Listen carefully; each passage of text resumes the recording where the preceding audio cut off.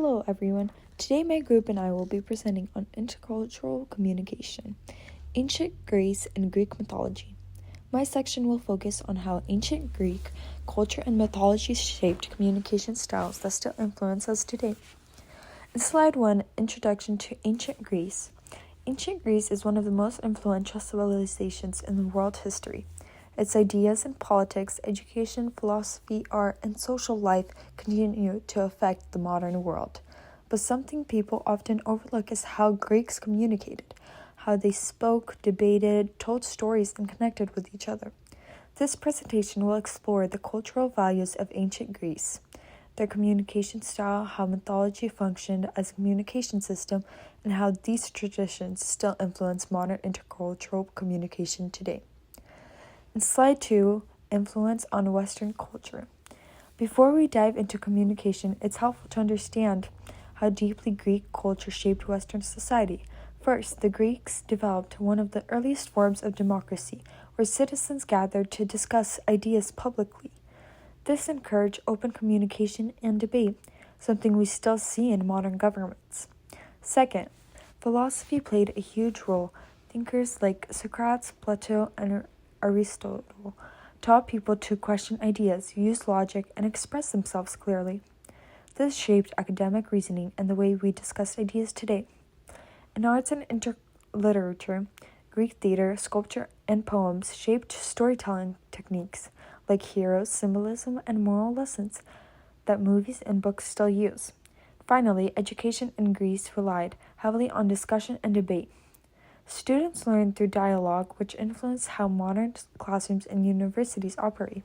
Slide 3, we start talking about why ancient Greece matters. Ancient Greece matters today because so many foundational ideas, political systems, philosophy, arts, education originated from their culture. They also created early systems of reasoning and public dialogue that shaped the communicational habits we still use. Their cultural values strongly influence social behavior, emotional expression, and interpersonal communication. There will be 4 main topics we talk about in today's presentation. Topic 1, Cultural Values and Social Behavior. Greek culture influenced communication in powerful ways. Greeks were community-oriented, valuing participation in public life. People regularly gathered in markets, public squares, theaters, and festivals. Speaking and listening was an essential part of being a good citizen. Values like honor, respect, wisdom, and bravery shaped daily communication. Religion and mythology also played a big role, giving people shared stories that guided behavior. Using intercultural communication concept, we can see Greece as a high-context culture, where shared myths, traditions, and values gave people an instant understanding of each other's messages. Topic 2, we start talking about Greek communication style. Greek communication has several defining features that still influence Western communication today. First, the Greeks were extremely expressive. They used emotion, tone, and emphasis to persuade others or express strong viewpoints. Speaking well was seen as a major skill. Second, they relied heavily on storytelling. Myths, legends, and metaphors helped teach lessons, explain natural events, and maintain shared values across the community. They also used both direct and indirect communication. Political discussions were very direct, while personal or sensitive topics were often more indirect to maintain respect. Nonverbal communications like hand gestures, eye contact, and body movement was also extremely important. Many Greek statues even show how using expressive gestures highlights how essential body language was. Overall, Greek communication is considered high context, with shared culture and stories helping people understand meaning without everything needing to be said directly. In topic 3, we start talking about Greek mythology as a culture communication system. Greek mythology wasn't just entertainment, it functioned as a communication system that taught people how to behave, what values mattered, and what consequences came from good or bad intentions.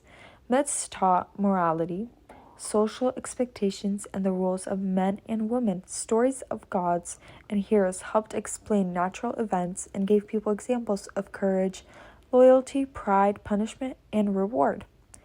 Because everyone knew the same myths, they created a common language people could use in daily life. In many ways, mythology was like an early form of education and cultural messaging. In topic 4, we start talking about how Greek culture, Greek communication, and mythology influence even today. Greek culture influences modern communication around the world. Storytelling patterns from Greek myths are used in movies, books, and even advertising. This connection between myth and modern identity is often seen in branding and tourism. Modern Greek culture traits like expressiveness, emotional tone, and debate culture also appear in Western communication styles. These traits influence how people interact in politics, education, and even casual conversations. Greek mythology also shaped global media, giving us archetypes like the hero, the mentor, the villain, and the tragic flaw. These storytelling patterns are used to communicate messaging emotions across different cultures. Overall, Greece continues to influence intercultural communication by shaping how we discuss ideas, tell stories, express emotion, and understand shared cultural symbols. Looking at an overview of Greek history, it consisted of 3 time periods. The first one was the Archaic, which lasted from 650 to 480 BC. During this time period, artistic evolution occurred, where art transitioned from rigid stylization towards more naturalistic forms. Additionally, there was also architectural advancements, where Doric and Ionic orders of architecture had developed. In Doric orders of architecture, you could see simpler, sturdy, and more masculine aspects, versus Ionic, which consisted of slender, elegant, and feminine aspects. The next time period was the Classical period, which occurred between 510 to 323 BC. In this time period, Athenian democracy rose, which advocated for equal rights for male citizens and introduced ostracism. Classical architecture became monumental, and major achievements in architecture were built, such as Phidias' statue of Zeus. A lot of comedies and tragedies were performed in theaters, and the Persian Wars had occurred during this period.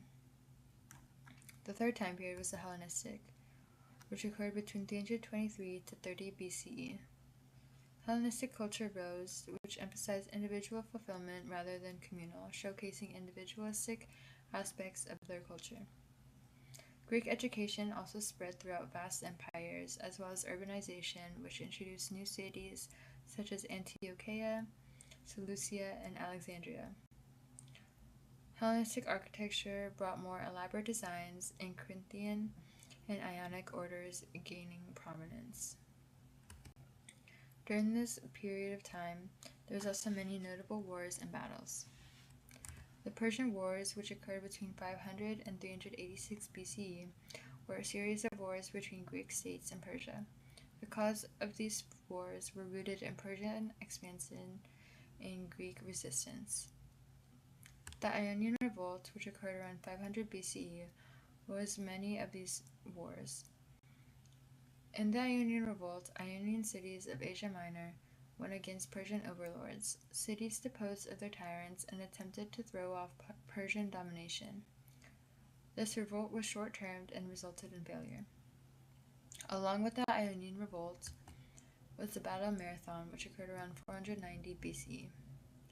This battle was fought on the Marathon plain of northeastern Attica and had resulted in Persians losing about 6,400 of their men, while the Greeks lost 192. The ancient Greeks had many values that influenced their daily life, relationships, and communications. One of these values was the Olympic Games, which first occurred around 776 BC.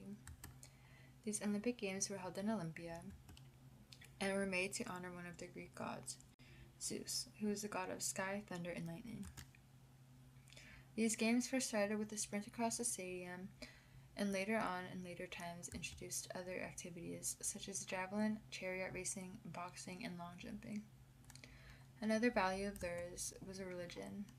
Followers of this religion did not believe in reward or punishment after death, but rather than an individual should experience the reward or punishment in this lifetime while they're still alive.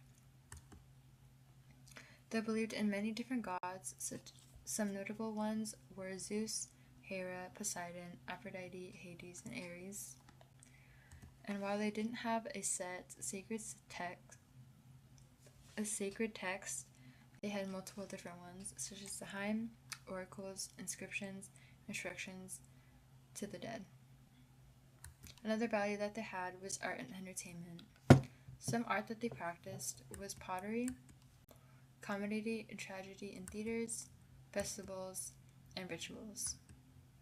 They also had many different beliefs, such as Greek boys going to school while Greek girls did not, showing their beliefs on gender roles. However, this differed in different places in ancient Greece, considering girls had more freedom in Sparta. They also had another belief that after death, the soul went on a journey to the underworld. All these values influenced their daily life, relationships, and communications by creating boundaries and expectations of how they should act and communicate with one another, as well as creating traditions. Looking at the cultural dimensions of ancient Greece, it consisted of both individualistic and collectivistic features. Looking at the individualistic features, some aspects that they had were city-states. When you look at ancient Greece as a whole, city-states served as an individualistic feature due to them managing everything on their own and being an independent community. They also advocated for philosophy and creating own thoughts while not adhering to the community's beliefs. An example of this was Thales, who was the first Greek philosopher.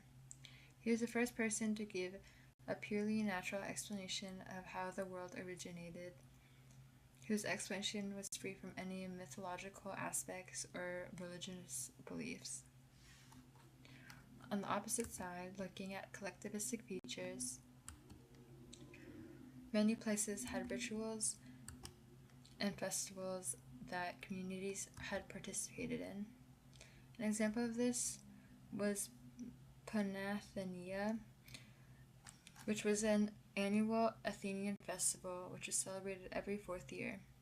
During this festival, it consisted of sacrifices and rites proper to the season and the cult of Athena. Additionally, another festival was the Olympic Games, which were talked about previously. Today, I'm going to be talking about introduction to Greek communication style. So I'll be talking about how they communicate, how they tend to communicate, their non-verbal communication, verbal communication, and how they communicate as a person. Okay, so Greek communication is very expressive. It's relationship based and very high contextual type of culture. One thing about Greek people is that they're not very strict to the point type of people, especially if you don't know them well. I love the communications about keeping things comfortable and saving face. Because of that, tone, relationships, and the situation matters just as much as the actual words. I think this is very important because someone, like, if they don't have the same culture, if someone comes from a very direct culture, they might understand how Greeks speak and how they are that way, So another thing I'll be talking about would be verbal communication. When it comes to verbal communication, Greece usually relies a lot of the spoken words. It's not very uncommon for spoken promise to be more important than written contract in other cultures and other countries. But for the Greeks, they feel like their words is their bond. So I believe that comes from their history, their cultural tradition that get passed down generation to generation to this day. Okay, so another thing the Greek usually do is like they're very, very, when they talk very loudly with a lot of the emotion. That doesn't mean they're angry. Like when they talk, one might feel yelling, but for them it's very normal. It's very normal conversation, and they can come across as aggressive, but they're not. They just talk like very loud. They like to talk very loudly. Another thing would be is Greek love storytelling, and it is in their roots. They will often tell you about a story, and that may not happen exactly the way they describe it. They tend to exaggerate very, very much, and they do this because they want to convince you, and they want to get your focus on them, you know.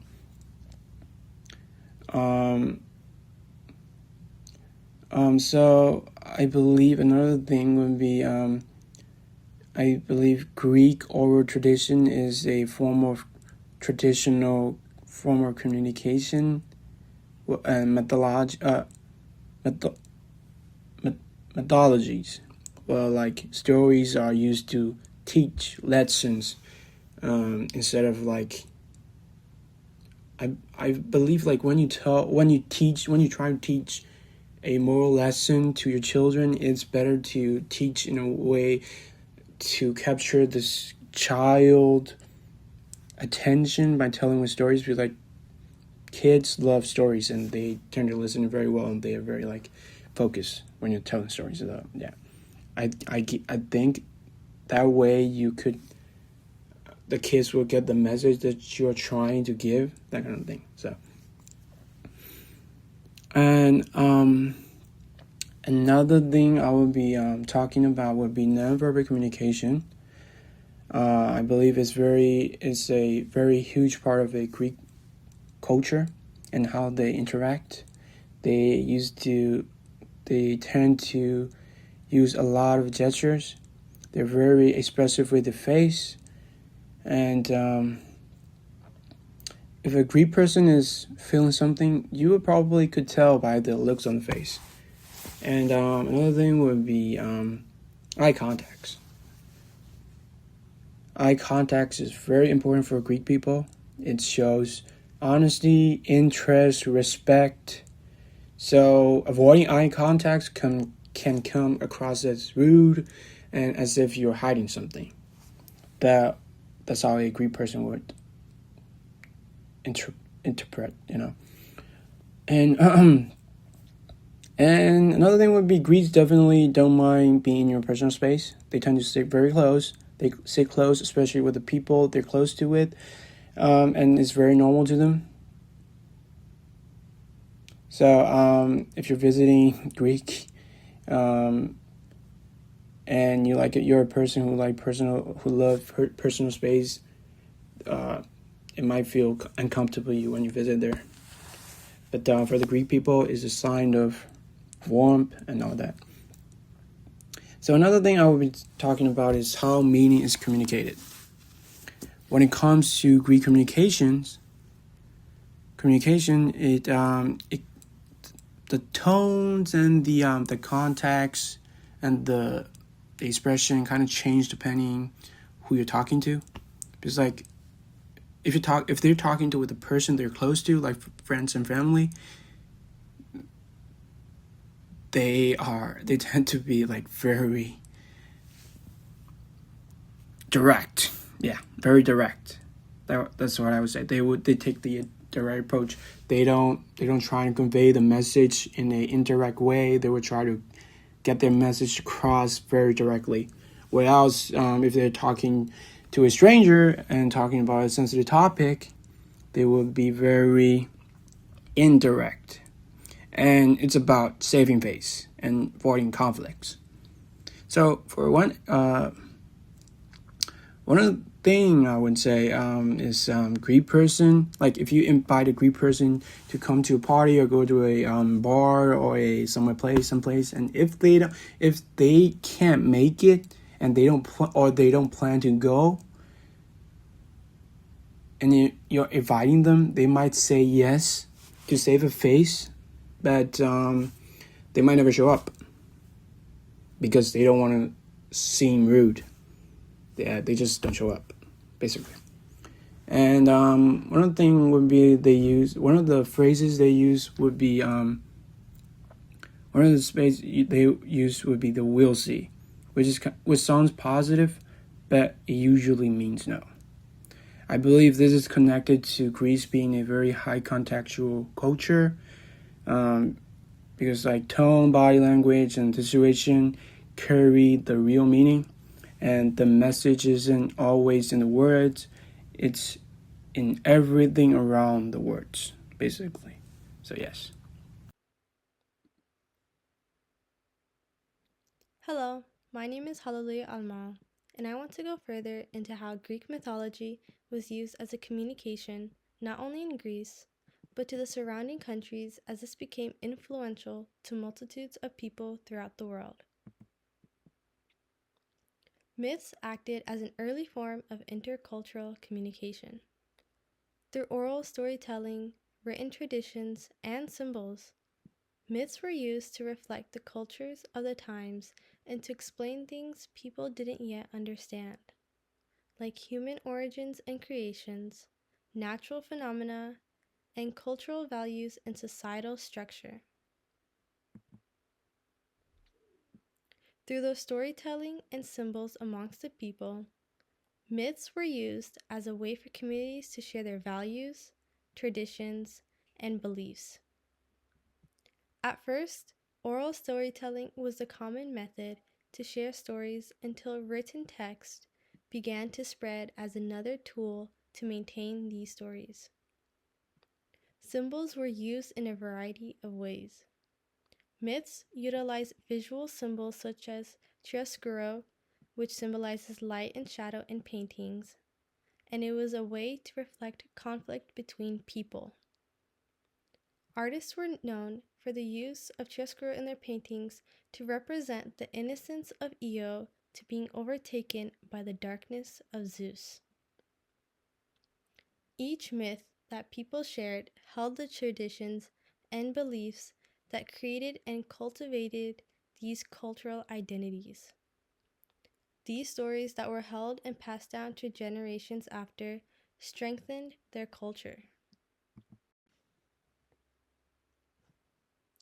Over time, myths had created social order and behavioral expectations. These stories that were passed down taught people how to behave and what is expected of them in their community. This eventually helped maintain order in society and taught values to individuals, such as courage.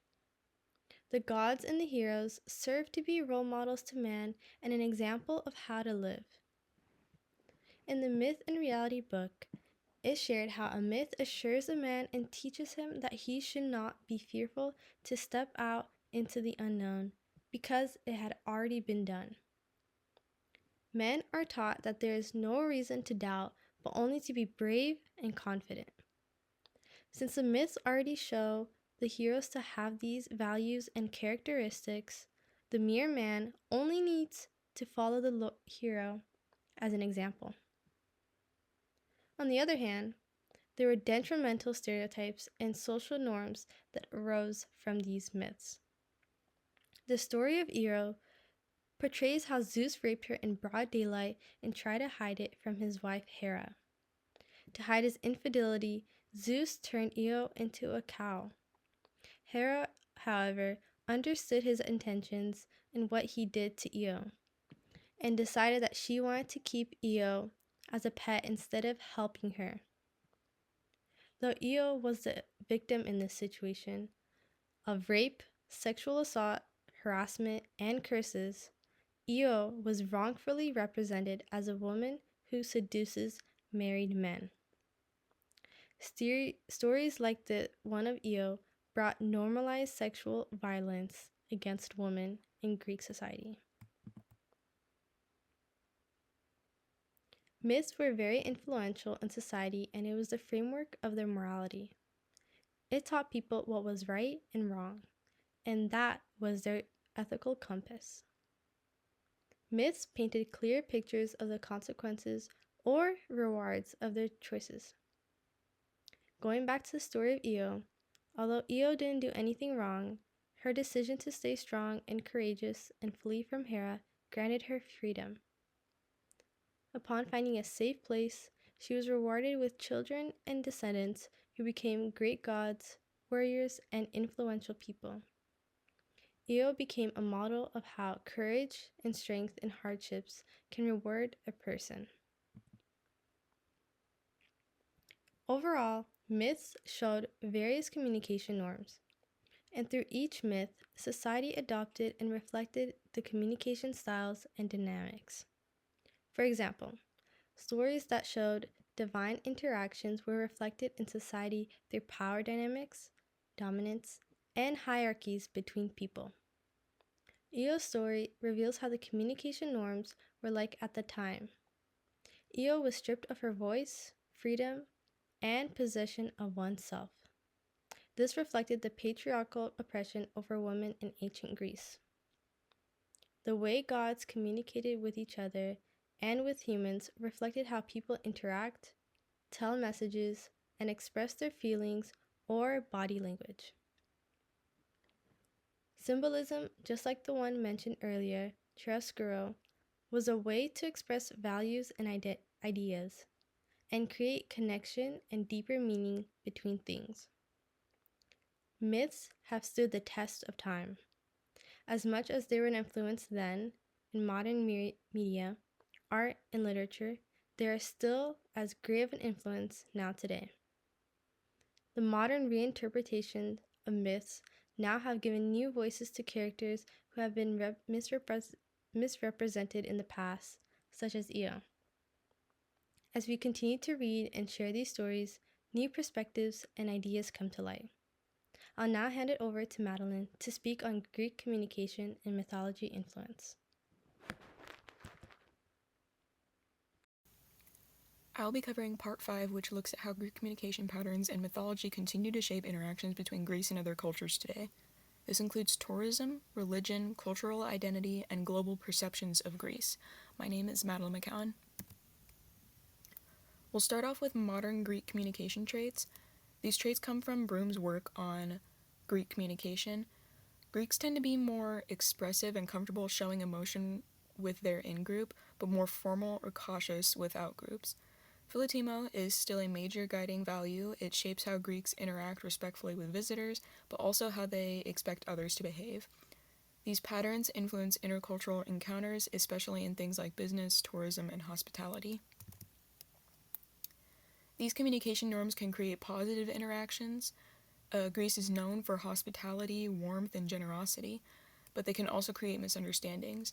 For example, Greeks may expect longer conversations, more emotional involvement, or stronger relationship building than people from low-context cultures like the US or Northern Europe. Understanding these differences can help reduce miscommunications.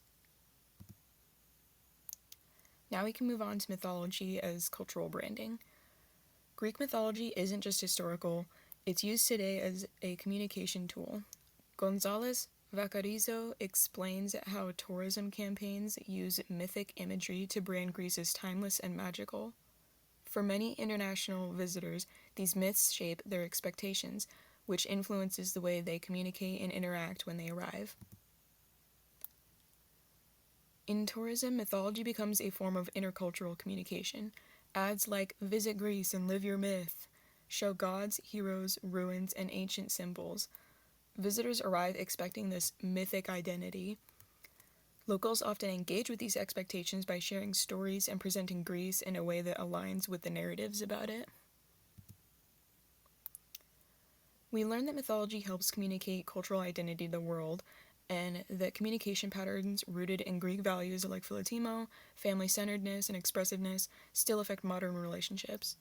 Understanding these values helps reduce conflicts and helps people from other cultures have more positive interactions with Greeks. And finally, I'll be covering the conclusion, which includes the summary of our project. In summary, our group showed how Greek culture is shaped by its long history and deeply held values. Greek mythology reinforces these values and acts as a cultural blueprint. We also cover how communication patterns, both verbal and nonverbal, come from these social norms. Myths historically communicated expectations, moral rules, and cultural identity. And today, communication styles and mythology continue to influence how Greece interacts with other cultures. This is the list of references that our group used throughout the presentation. And thank you so much.